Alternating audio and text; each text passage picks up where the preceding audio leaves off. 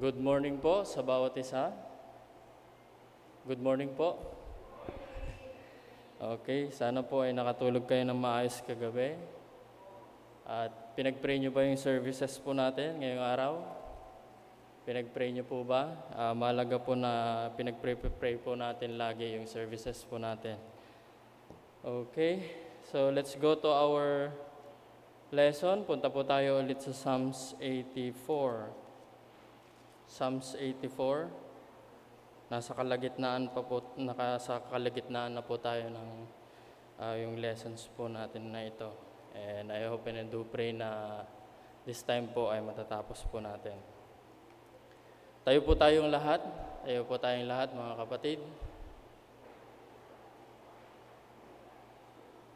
Nandiyan na po ba kayo lahat sa Psalms 84? Nandiyan na po ba kayo? Sige, basahin po natin.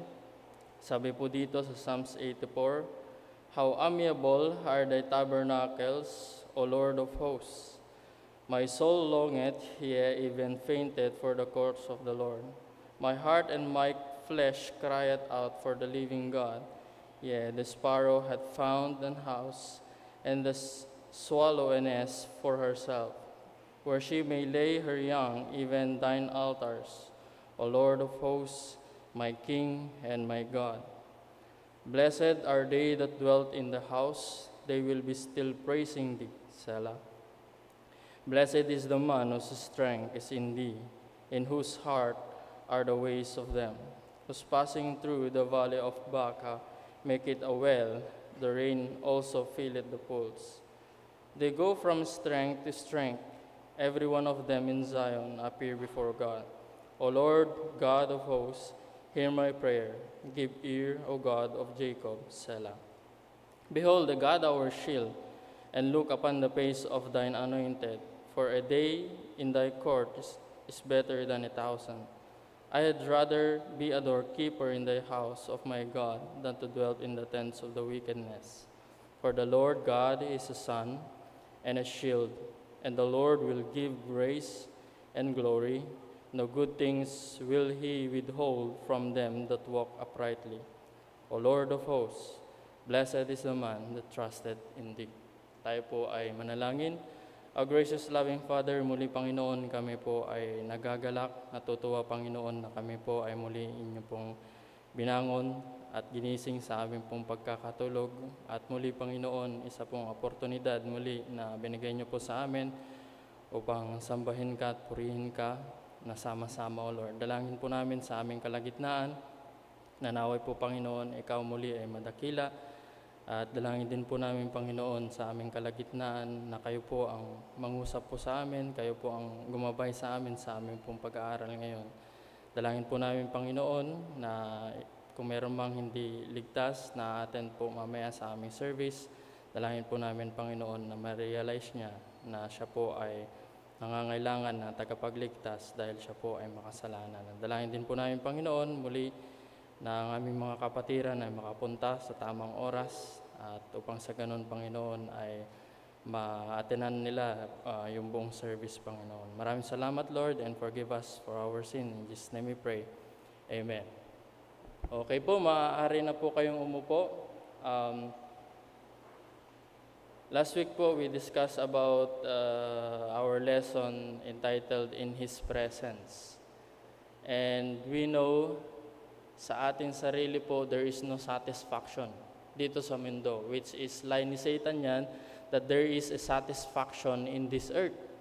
Pero hindi. Ang satisfaction na magbibigay sa atin, everlasting satisfaction, ay wala pong iba kundi sa presensya po ng Panginoon. Now, last time we discussed about because being in God's presence, blessings brings joy, let us delight in Him. So nakita po natin dito sa ating pong binasa, again, yung background po dito, mga kapatid, is ito po yung mga kinakanta po ng mga Hudyo when they are traveling to Jerusalem.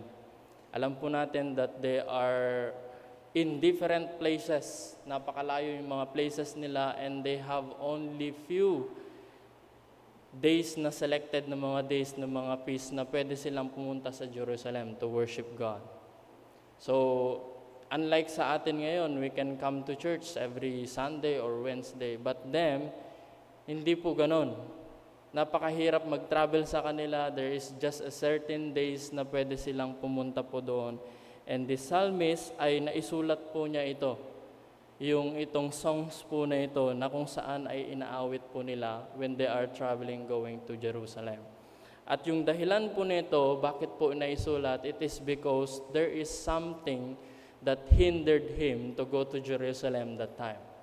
Ibig sabihin, may problema siguro, hindi po natin alam yung circumstances, pero may problema na kung saan ay hindi po siya maka-attend doon sa Jerusalem to worship God. Siguro sa atin, na-experience din po natin yung ganun, no? Na hindi po tayo makapunta, makadalo sa pagtitipon dito po sa simbahan because there are circumstances talaga na nagpipigil po sa atin.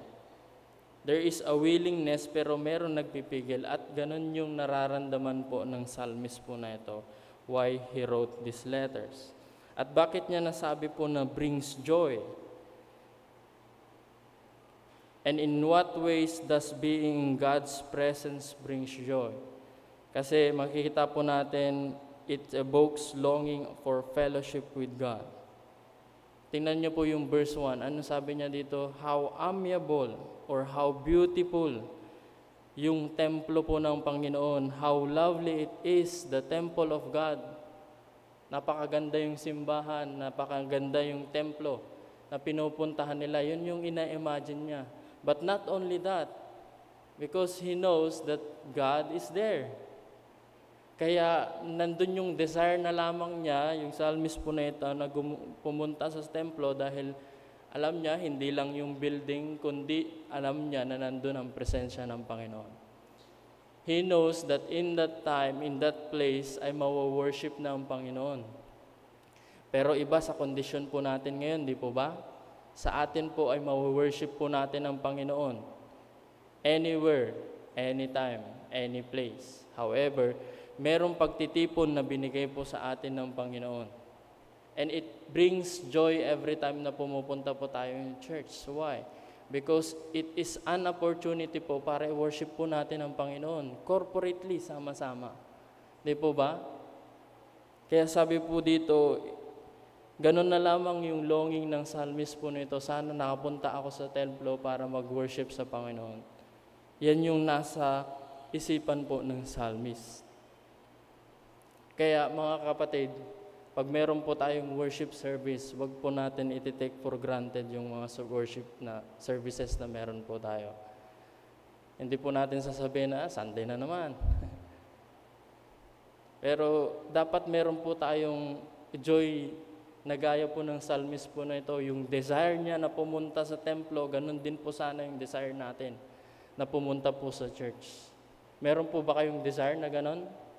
Sa inyo mga kapatid? Amen? Dapat meron po tayong desire na nasa simbahan pag Sunday. Because we know that God's presence is in here in our church. Pangalawa po mga kapatid na makikita po natin, in what ways does being in God's presence brings joy? It provides an opportunity to praise God continually. Ito yung psalmist po na ito, tinake niya yung opportunity na ito upang isulat yung kanyang desire na i-worship ang Panginoon. So ibig sabihin sa lahat ng ginagawa niya, na dinedesire na pumunta sa templo at dito, ginet niya yung opportunity na ito upang i-praise ang Panginoon continually. Yes, there is a hindrance para makapunta po sa templo, pero tinake niya pa rin yung opportunity upang isulat po na ito, upang sambahin at purihin pa rin ang Panginoon.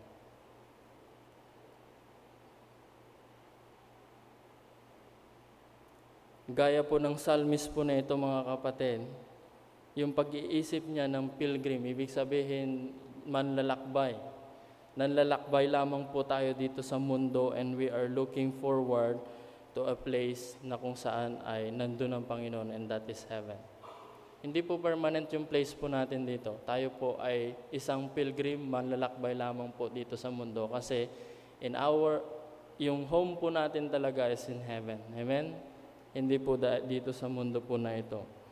And another thing is not only in God's presence brings joy, but also it renewed our strength.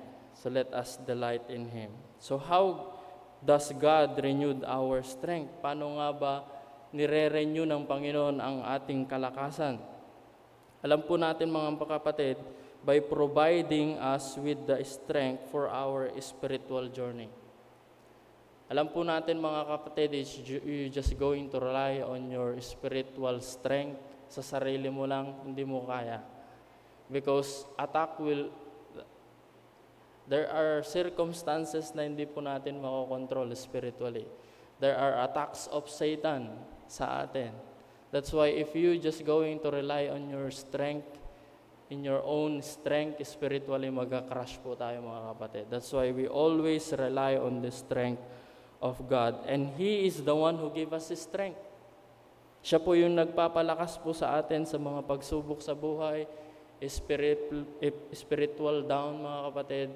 God is the one who gave us that strength, as we can see in verse 5. At grace ng Panginoon po yun, yung strength na binibigay niya po sa atin.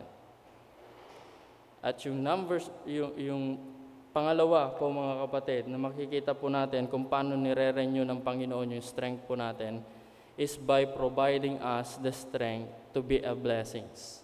So nandito na po tayo sa verse 6, yung pagpapatuloy po ng lesson po natin. Ito po yung sabi, who passing through the valley of Baca, make it a well, the rain also filleth the pools. Yung word po na nabanggit po dito na Baca, theologian says, there are two meaning. Sabi nila, this is not literally na lugar, which is valley. Sabi nila, this is spiritual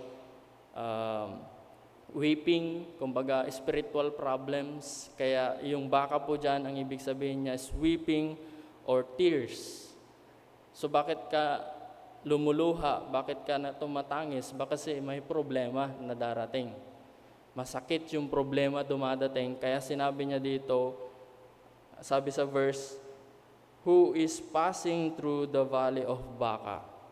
So may problema, mabigat na problema, maaaring yung psalmist, alam po natin na ito na if you are having a journey going to a place, meron pong mga problema sa daan, di po ba? So hindi po natin alam yung problema na ito, pero alam po natin sa mga journey na tinatahak po natin kung minsan may mga problema. Kahit nga journey lamang, pumuntang probinsya, mamaya naplatan ka, di ba? O kaya nahilo ka sa daan. So yun yung mga problema, sinasabi nila, this is not a literal na valley talaga. And the other side naman, they said it is a literal valley. In a literal valley of Baca. Ibig sabihin, ito yung lugar na kung saan yung mga lalakbay is tinatahak niya talaga ito. No choice siya, kundi tahakin yung place na ito, yung valley po na ito, upang sa ganun is makapunta po siya sa Jerusalem para i-worship ang Panginoon. Literal po talaga na place. And they call it a desert place. So mahirap yung maglakbay sa desert. Unlike in our time, mag-book ka na lang ng Grab. It's so easy, di ba? Maglalamog ka man dyan or whatever transportation meron. Pero sa kanila, hindi po ganun. They are in a different place, in a far place, at maglalakbay sila at dadaanan nila yung place po na to in which, sabi po dito, weeping or tears. So, ibig sabihin, kung dadaan ka dito, talagang grabe yung pagdadaanan mo sa lugar po na ito.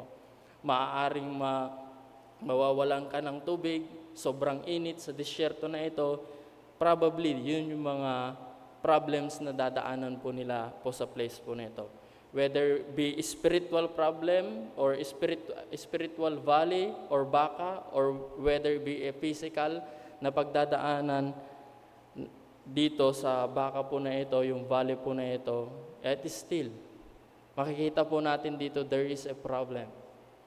A physical problem sa daanan man natin along our Christian way or spiritual or whatever is that. Pero sinasabi po dito that God is the one who provided the strength to be a blessing. Bakit naging blessing po na ito? Kasi sabi po dito, who passing through the valley of Baca, make it a well. So ibig sabihin,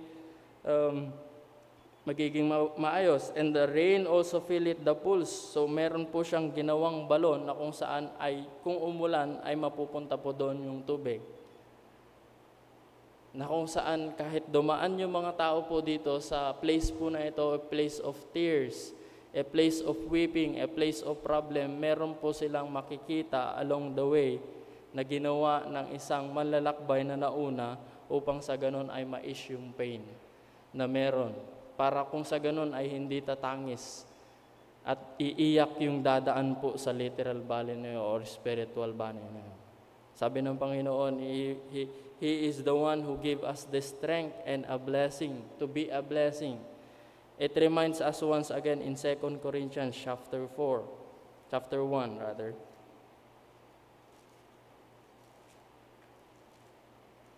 Sino pong walang problema po sa atin dito? Lahat po tayo dumadaan po sa problema. There are times na wala, pero there are times, most of the time meron. Di ba? Pero dito alam po natin, 2 Corinthians chapter 1, again, in verse 3. Blessed be God, even the Father of our Lord Jesus Christ, the Father of mercies, the God of all comforts. So sinasabi dito that God is the one who comfort. God is the Father of mercy. In verse 4, who comforted us in all our tribulation, in our problem. Kung meron kayong problema, sino nagko-comfort po sa atin? Ang Diyos, tama po? Wala pong ibang magko-comfort po sa atin na talagang magko-comfort po sa atin. Wala pong iba kundi ang Panginoon. Because He is the God of mercies and He is the God of comfort. Kaya sinabi na dito, He who, being God, comforted us in all our tribulation, that we may be able to comfort them which are in any trouble. Ang ganda po, no? God is a God of comfort. Pero kung dumaan po tayo sa problema, kino-comfort po tayo ng Panginoon. And God wants us to be a comfort also to others. Kaya kung dumadaan po tayo sa mga problema po mga kapatid, huwag po tayong magreklamo sa Panginoon. Gaya po ng psalmist po na ito, gaya po ng pilgrim po na ito, ang iniisip po niya, dadaan ako sa circumstances, dadaan ako sa tribulation, na problem po na ito. And I know that God is the one who give me strength. God is the one who give me comfort. And if others, meron na po silang problems and tribulation, God can use me as a blessing to them. Alam po ninyo yung kasabihan po ng mga Pinoy. Yung laging sinasabi ng Pinoy, if you will going to encourage them spiritually, sasabihin nila sa'yo, hindi mo kasi napagdadaanan tong pinagdadaanan ko, Brad. Kaya hindi mo alam kung ano yung nararamdaman ko. But if you have been through in that problem po mga kapatid, papakinggan ka nila. Why? You have been experienced that kind of experience. Kaya hindi nila sasabihin sa'yo, hindi mo kasi naintindihan, Brad. Hindi mo kasi nararamdaman. Yung nararamdaman ko, yung sakit, yung pait. Pero once na naramdaman mo yon, and God is the one who comfort you, at yun din yung pangko-comfort mo sa kanila. That's why, pag may mga problema dumating sa buhay po mga kapatid, if yung place po na ito, yung baka po na ito, yung experience po na ito, dahil sa problem ay umiiyak ka, isipin mo na lang. We know that God is all-wise, di po ba? God is the one who controls everything. Alam po ng Panginoon ang nangyayari sa ating buhay. At alam po natin ang Diyos ay mabuti, tama? At alam po natin ang Diyos ay hindi kailanman nagbabago. At alam po natin everything na meron po sa buhay po natin ay meron pong purpose ang Panginoon. I witnessed many things po mga kapatid in the ministry. Nasa hospital sila, Yes, they spend a lot of money. Pero, ginamit yun ng Panginoon to witness to those fellow na nandun sa hospital. Sa bahay po nila, may sakit. They witness to those people in their around them. Diba? Hindi po natin alam how God used those circumstances even in the weeping time and in the problem time, tears time. Dito makikita po natin, mga kapatid, God is the one who provide us the strength to be a blessing to others, para maging blessing po sa iba. Gaya po ng psalmist po na ito.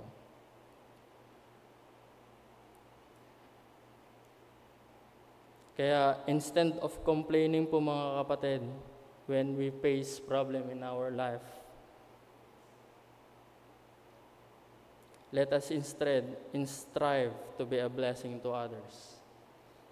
Ang ganda po ng isang illustration po dito, yun ng poem. Can you plus, kapatid, yung poem dito, The Bridge Builder. The Bridge Builder. Ito po yung sabi. May sulat po nito is Will Allen. Sabi po niya dito, an old man going a lone highway came at the evening cloud and gray to a chasm vast and deep and wide, through which was flowing a sullen tide. The old man crossed in the twilight dim. The silent stream had no fear for him, but he turned when safe on the other side and built a bridge to span the tide. Old man, said a fellow pilgrim near, you are wasting your strength with building here. Your journey will end with the ending day. You never again will pass this way. You've crossed the chasm deep and wide. Why build this bridge at evening tide? The builder lifted his old gray head. Good friend, in the path I have come, he said, there follow after me today a youth whose feet must pass this way, this chasm that has been a note to me. To that fair hair youth may I pitfall be. He too must cross in the twilight dim. Good friend, I am building this bridge for him. Ganda po dito nyo, matanda na kung saan nag-build ng bridge. Para kanino? Hindi naman na siya dadaan dito eh. Para sa mga susunod po sa Kanya. And we are so thankful for God sa mga nauna po sa atin in our church. I've been saved here 2012, and our church is celebrating 75. And we praise God sa mga nauna po sa atin. Amen?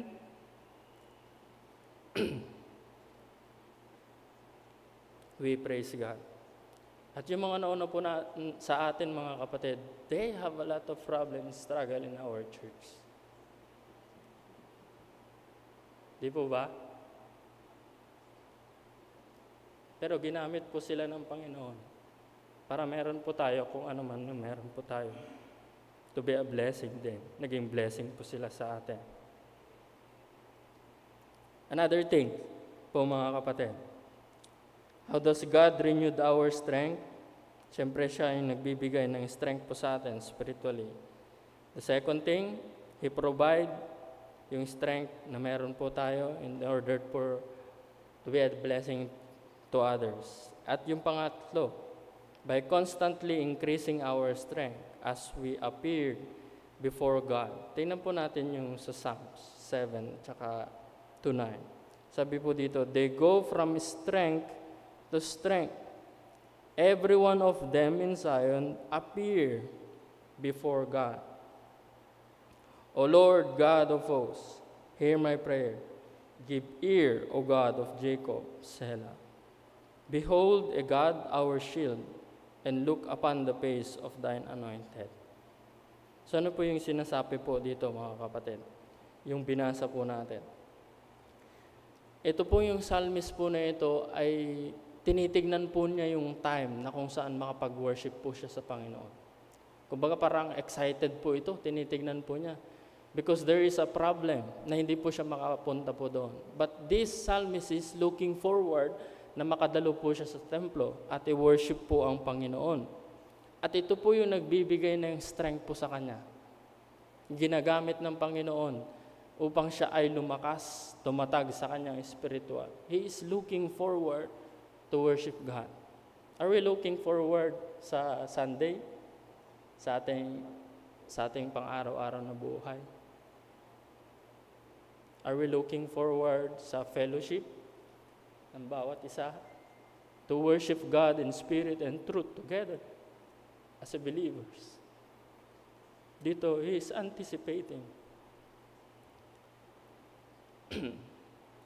Corporate worship.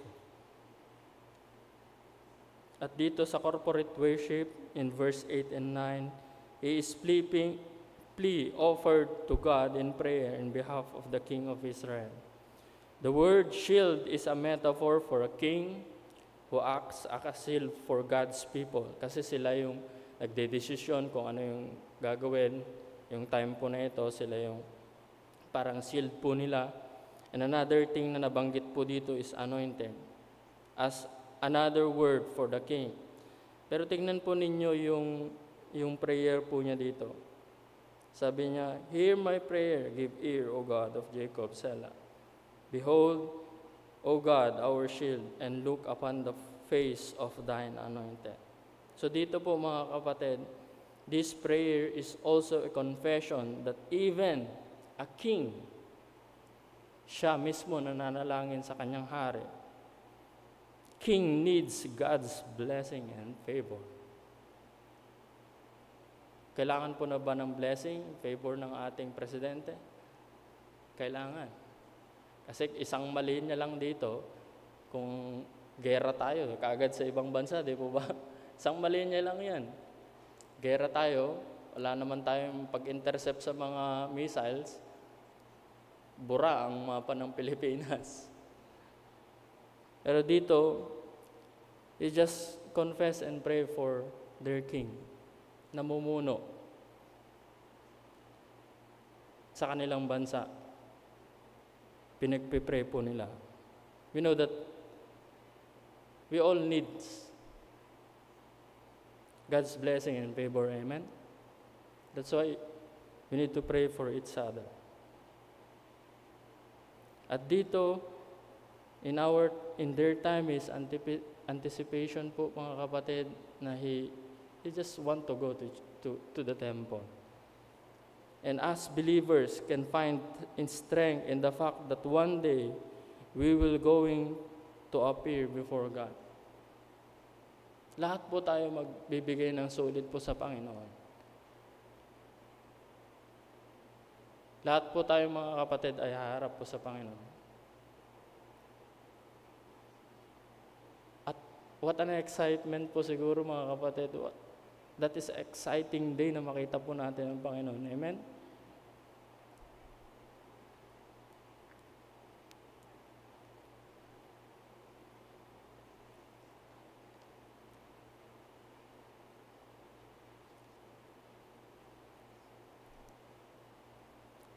Kuminsan, gaya ni Apostle Paul, to be present with the Lord is much better. Di ba? Minsan. Pero sabi din na Apostle Paul, pero mas okay sa inyo mag-stay muna. Di ba? But we are looking forward for that day. Amen? Are we?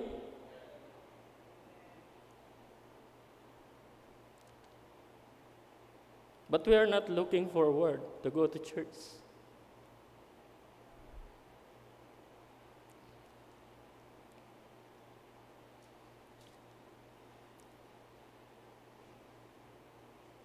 Another thing po mga kapatid. In God's presence is bring joy. Meron pong ngiti sa bawat po sa atin. In God's presence, renewed our strength. Kaya kailangan po natin nasa church po lagi. Nasa presensya lagi ng Panginoon. And the last, in God's presence, it brings blessing. Amen? May blessing po kung tayo po ay nasa presensya po ng Panginoon. If we are in church, there is a blessing. May blessing po yan kung nandito po tayo sa church. So the question is, what are the blessing in being in God's presence? Ano po yung mga blessing po nito? Number 1, the opportunity to serve Him. Meron po tayong oportunidad upang maglingkod po sa Panginoon. And who is God? Para paglingkuran po natin. He is a God who made us. He is the God who made this universe. He is the one who saved us. And without Him, we will go to hell. Pero kung minsan, hindi po natin naiisip po yan, yung opportunity. The opportunity and the blessing to serve God.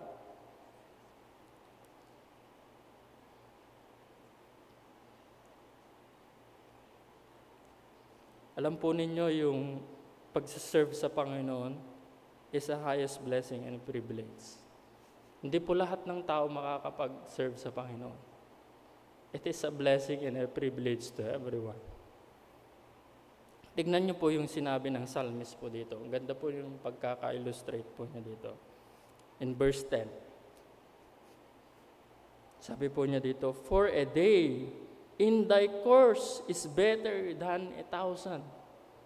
Wow. Isang araw lang po mga kapatid na nasa templo po siya. It is a better than 1,000 years na wala po sa templo.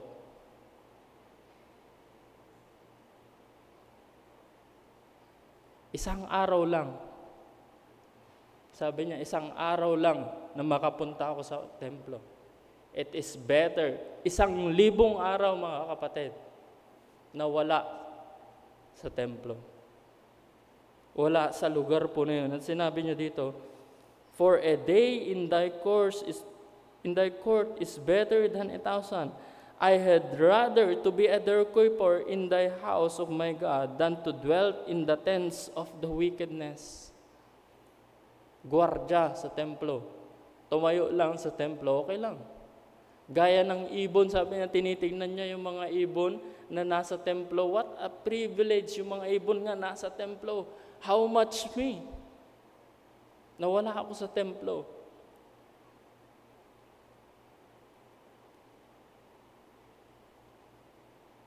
Mas maganda na lang nasa church.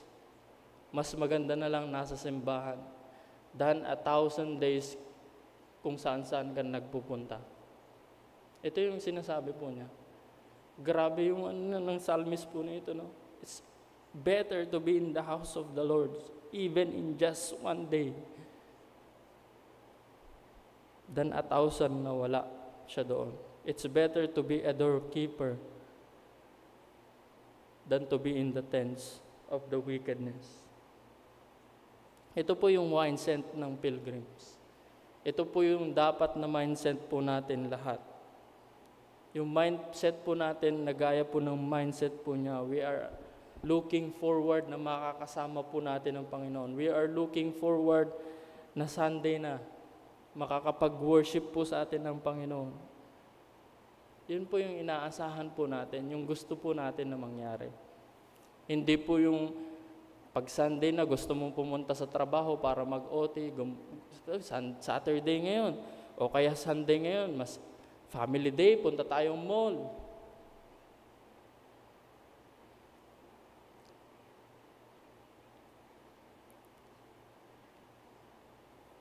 Nakapag-worship naman ako ng umaga, kaya hindi na lang ng hapon. Diba? Sinabi ni Pastor eh. Pero dito mga kapatid, yung mindset po natin, we are believer. Yung mindset po natin mga kapatid, we are looking forward. Yung corporate worship, yung gathering po ng bawat isa po sa atin, to worship God in spirit and truth. Yan po sana yung mindset po natin na mananampalataya. Gaya po ng mindset po ng pilgrim po na ito.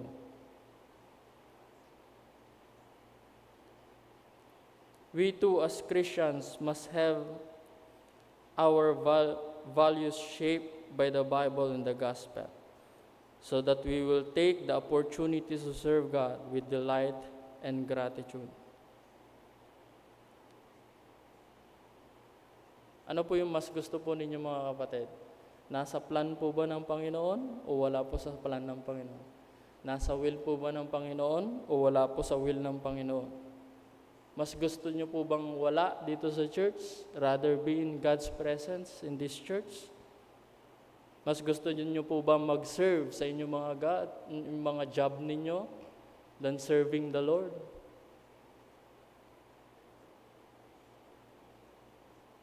Mas gusto nyo po ba yung mga riches kaysa sa Panginoon?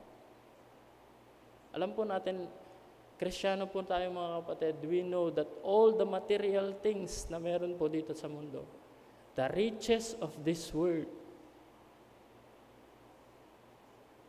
ay nakakapag-blind po sa atin yan. That is not our goal dito po sa mundong ito.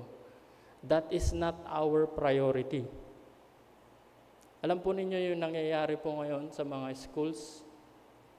Anong nangyayari sa mga schools po natin? Napakalungkot. Saturday and Sunday, meron na po silang mga klase. Did you know that? May services na tayo, naka-online pa si brother. Kailangan nyo umattend sa klase. Yan po yung ginagawa ni Satan to grab our time to be in church, to worship God.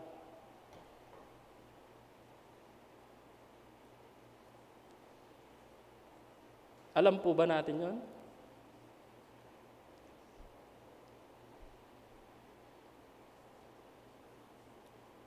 But again, an opportunity and a blessing po sa atin to serve God. Lahat po ba kayo ay nasa ministry? Lahat po ba kayo ay nasa ministry? Kung wala ka sa ministry, bakit hindi? Siguro kung bibigyan ka ng oportunidad para magtrabaho sa Malacanang, pambira, siguro gustong-gusto ninyo. But God is given us the opportunity to serve Him. Pero ang ginagawa po natin, hindi. Pero baguhin po natin yung mindset po natin.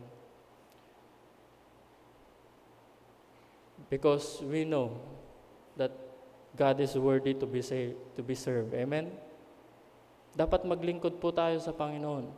Dapat naglilingkod po tayo sa Panginoon because sinasabi mo, He is our Lord. Siya ang Panginoon mo, tapos di ka naglilingkod. He is my Savior, He is my Lord, pero nangyayari, hindi ka naglilingkod sa Panginoon.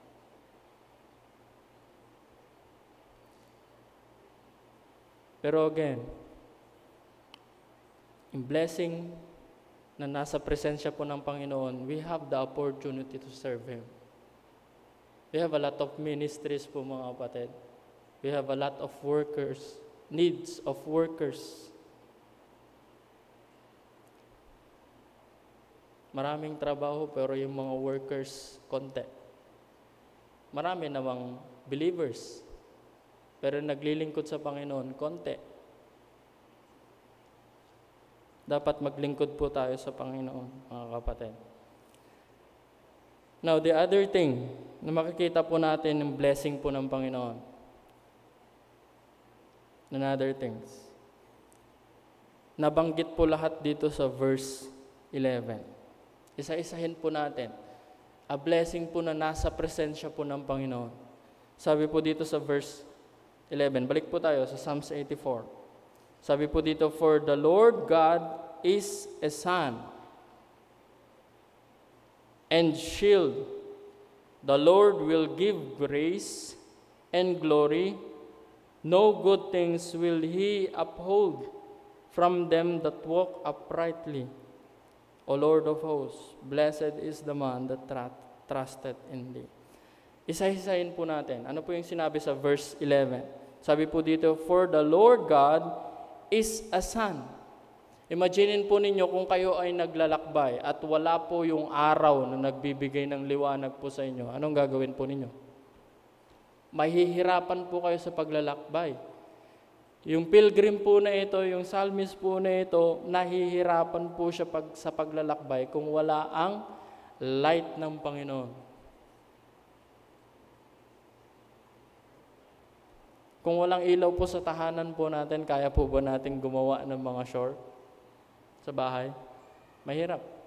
Kung wala po yung mga ilaw po dito sa atin at sobrang madilim na lang, dark na lang, wala po tayo.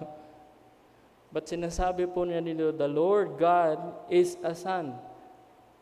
Naglalakbay siya. Hindi po natin alam kung yung pinaglalakbayan nito, kabundukan man yan, o disyerto man yan, cliff man yan. Pero dito, kinakailangan niya ang liwanag ng Panginoon. Siguro pagka naglakbay sila ng isang araw at dumilim, anong gagawin nila? Mag-i-stop. And they are looking forward na magkakaroon ulit ng araw. Light. Para magabayan po sila sa kanilang paglalakbay. Ganon din po sa atin po mga kapatid. We need the light of God. Siya yung naggagabay sa ating, sabi nga sa Proverbs, siya yung naggagabay sa ating daanan, di ba? Ating mga paa, sa ating pong paglakad spiritually. Kailangan natin po ang Panginoon. Just like this pilgrim. Gusto niyang pumunta sa Jerusalem pero madilim kung minsan and he is looking forward na magkakaroon ng araw upang sa makatravel po siya.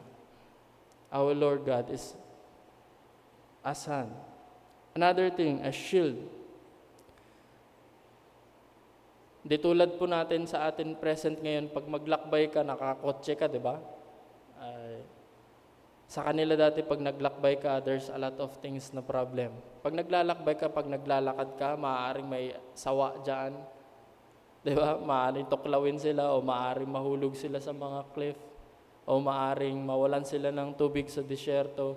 There's a lot of problem. Pero dito, makikita po natin na ang Diyos, siya ang nagbibigay ng shield.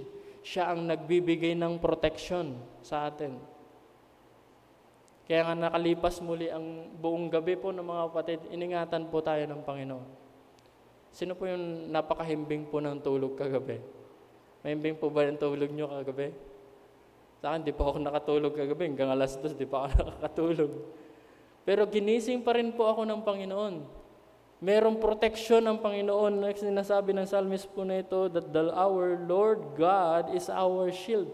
Meron pong protection everyday na binibigay po sa atin ng Panginoon. At blessings po yan. Nakapunta ka sa church, well, blessing. Good health, meron ka, it's a blessing. Kung may sakit ka, it's still a blessing. Kasi nandyan pa rin ang Panginoon, hindi ka niya pa rin mahahayaan. Pag namatay ka, it's still a blessing. Why? God is the one who raised you from that death. Sa kamatayan na yan, it is still a blessing, di ba? Bubuhayin ka ng Panginoon. Nandyan pa rin ang protection ng Panginoon, whether be life or in death, nandyan ang protection ng Panginoon na binibigay sa atin. What a blessing to be in God's presence. Not only He give lights to everyone, but also He is our shield. And another thing, sinabi niya, the Lord will give grace. Unmeritable favor. Hindi po yan, anong tawag po niyan sa Tagalog? Hindi ka deserving, pero ibinigay ng Panginoon. Our salvation is by grace, ama? It is by grace through faith. It is a gift of God, not of works, lest any man should boast. Ang Panginoon nagbibigay ng grace po sa atin. He gave us grace. In our salvation, we don't deserve grace. Tayo po ay makasalanan and deserve po natin mapuntang impyerno. Pero yung grace ng Panginoon ay binigay po sa atin through the Lord Jesus Christ, who died on the cross, buried, and rose again. And through faith in Him, We have salvation. We have eternal life. Grace ng Panginoon po yan, mga kapatid. To sustain us, Christian na tayo. Grace pa rin yan ng Panginoon.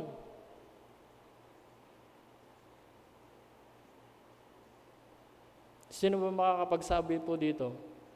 Deserve ko yung love ng Panginoon. Meron po ba makakapagsabi? Na deserve ko yung love ng Panginoon, deserve ko yung mercy ng Panginoon. No. We don't deserve anything. We deserve hell. Tama? Nandun yung grace ng Panginoon na sinave po tayo, na-save na tayo ng Panginoon, pero ang ginagawa po natin, wala pa rin. Wala pa rin sa kalooban ng Panginoon. But still, the grace of God sustain us. He preserve us.